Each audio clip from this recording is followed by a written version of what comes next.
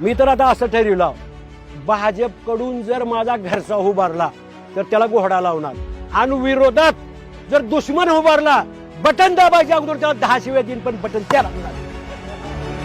आणि त्याच्यात बी शेतकरी मेला तर जीसीपीनं उकरायचं आणि रोलरनं वरी दाबायचं, वरी निघून येऊन. सोयाबीनचा भाव होता 5,000 ते 5,500. तेव्हा ह्या पाशा तोंडवाशानं आणि ह्या देवेंद्र्यानं चलो नागपूर पायी दिंडी, सोयाबीनला 7,000 भाव द्या, शेतकऱ्याचं कर्ज माफ करा. आज सगळ्या वस्तूचे भाव दुप्पट ते तिप्पट झाले. डिझेल घ्या, पेट्रोल घ्या, गॅस घ्या, खताचा भाव काय होता 400, पुन्हा त्याच्यात जीएसटी, 400चा भाव आज 1450. किती वाढले? तिप्पट.